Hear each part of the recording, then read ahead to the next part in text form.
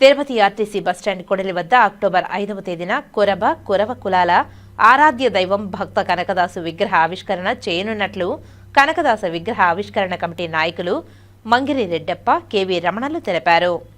ఈ నేపథ్యంలో స్థానిక బస్టాండ్ కొడలిలోని విగ్రహ సభ ప్రాంగణం ఏర్పాట్లను పరిశీలించారు. అనంతరం అసోసియేషన్ నాయకులు మంగిరెడ్డప్ప కేవీ రమణలు మీడియాతో మాట్లాడుతూ అక్టోబర్ 5వ తేదీన భక్త కనకదాసు విగ్రహ ఆవిష్కరణ కార్యక్రమానికి ప్రతి ఒక్కరూ రావాల్సిందిగా ఆహ్వానించారు.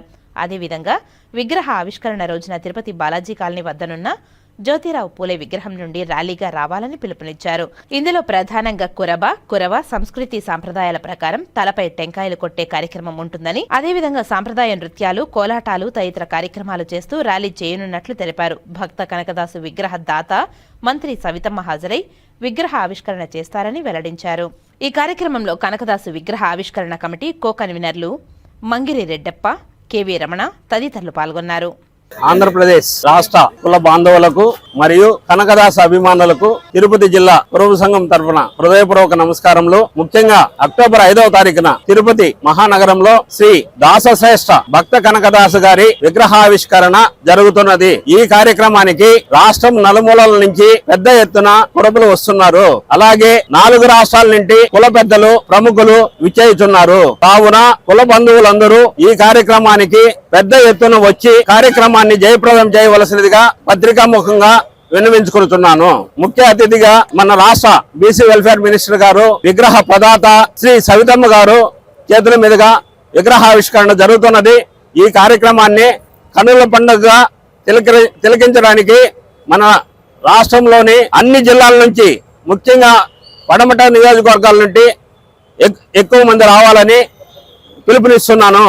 కుప్పము, పలమనేరు, మదనపల్లి, తమ్మల్లపల్లి, రాయచోటి, చిత్తూరు, పీలేరు ఈ ప్రాంతం వాసులు మన కుల బంధువులు ఎక్కువ ఉన్నారు కాబట్టి పెద్ద ఎత్తున వచ్చి ఈ కార్యక్రమాన్ని జయప్రదం చేయాల్సిందిగా పేరు పేరున కోరుకుంటున్నాను. జై కురబా, జై కురబా, జై కనకదాస. నమస్తే అండి, నా పేరు కేవీ రమణ. కురబ కుల నాయకుల్లో నేను ఒకరిని. అక్టోబర్ 5వ తేదీ శ్రీ కనకదాస గారి విగ్రహ ఆవిష్కరణ పెద్ద ఎత్తున జరుపుకోబోతున్నాం. దాంట్లో అనేక మంది పెద్దలు కూడా పాల్గొంటున్నారు. రాష్ట్ర వ్యాప్తంగా సవితమ్మ గారి నాయకత్వంలో రాష్ట్ర మంత్రులు, ఎమ్మెల్యేలు, ఎంపీలు, రాయలసీమ ప్రాంతంలో ఉన్నటువంటి కురబ కులస్తులు 10,000 వరకు హాజరు కాబోతున్నారు. దీంతో పాటు మా కులానికి పెద్దలుగా ఉన్నటువంటి సిద్ధరామయ్య గారి నాయకత్వంలో కర్ణాటక నుంచి కూడా మంత్రులు, ఎమ్మెల్యేలు, ఎమ్మెల్సీలు, కార్పొరేషన్ చైర్మన్లు పెద్ద ఎత్తున ఈ కార్యక్రమానికి హాజరు కాబోతున్నారు.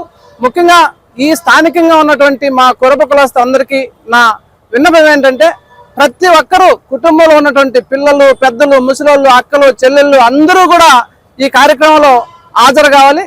ఆ రోజు 9 గంటలకు జ్యోతిరావు పూలే విగ్రహం నుంచి కలిసిములతో మహిళల చేత, కళాకారుల చేత ర్యాలీ నిర్వహించబడుతుంది.